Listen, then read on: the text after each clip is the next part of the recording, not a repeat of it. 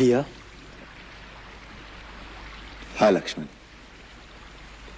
One में हमें घूमते घूमते 10 वर्ष हो गए। इन वर्षों में हम कई संत महात्माओं को मिले।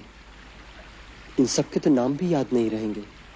लक्ष्मण, केवल नामों की सूची याद रखने से क्या लाभ?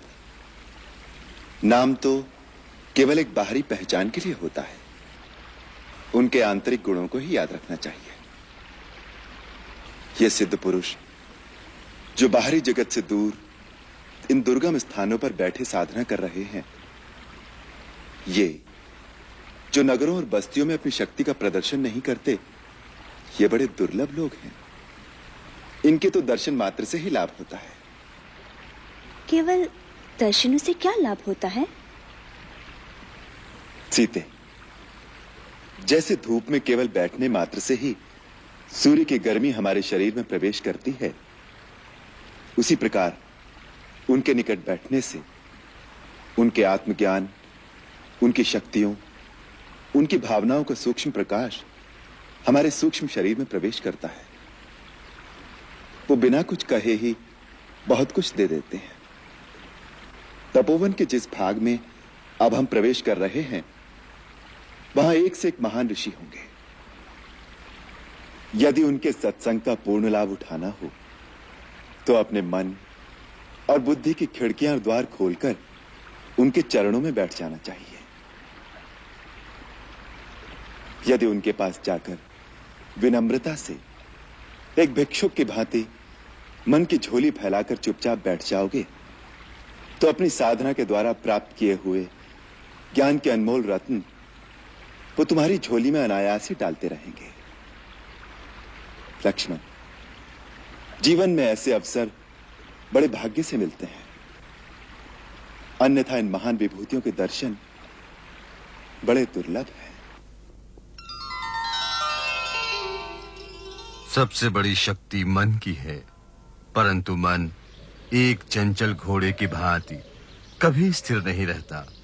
योग के द्वारा चित्रवृत्तियों का विरोध करके जो मन को काबू कर लेता है, उसका मन सर्वव्यापी आत्मा के अधीन होने से वो संसार की समस्त शक्तियों पर अधिकार पा लेता है। राम,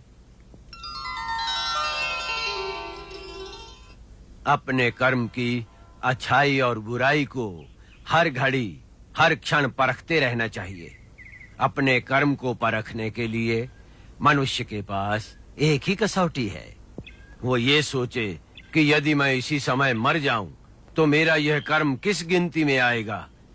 इसलिए यदि कोई भूल हो जाए तो उसे तत्काल सुधार लेना चाहिए। ये कभी ना सोचे कि आज की भूल को कल सुधार लूंगा। कभी कभी काल कल का समय नहीं देता। धर्म के मार्ग पर चलने के लिए ज्ञान का प्रकाश आवश्यक है। यदि ज्ञान का प्रकाश न हो तो अंधकार पूर्ण मार्ग पर धर्म एक अंधे की भांति भटक सकता है। जहां जीवन है वहीं मृत्यु है, जहां मंगल है वहीं अमंगल भी साथ खड़ा है। केवल सुख पकड़ने जाओगे तो उसी की छाया में दुख को भी खड़ा पाओगे। अतः जो सुख और दुख दोनों से विरक्त होकर आत्मा में लीन होता है, वही शाश्वत आनंद को पाता है। उसी को मुक्ति कहते हैं। जैसे वर्षा का जल सब पेड़ पौधों पर एक समान गिरता है, परंतु किसी के लाल फूल निकलते हैं और किसी के पीले पत्ते, इसी प्रकार एक ही विद्या का भिन्न भिन्न प्राणियों पर उनके संस्कार और भाव के अनुसार भिन्न भिन्न प्रभाव पड़ता है।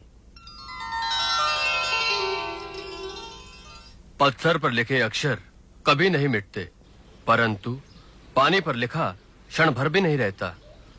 मन में क्रोध और शत्रुता को उतनी देर रखना चाहिए जितनी देर पानी पर लिखा रह सकता है।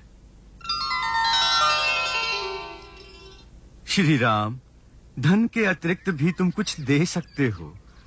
एक मीठा शब्द, एक प्यार भरी मुस्कान, उसका मोल तो धन से भी अधिक है। हर एक प्राणी भगवान का अवतार है। परंतु वह अपनी ही माया के जाल में फंसकर अपने आप को नहीं पहचानता। इस माया जाल से प्राणी कैसे मुक्त हो सकता है मुनिराज? स्वयं को पहचान कर, अपने भगवत स्वरूप को जानकर स्वयं ही अपने आप को फंसाता है और स्वयं ही मुक्ति का साधन पूछता फिरता है। यही तो मायापति की माया है।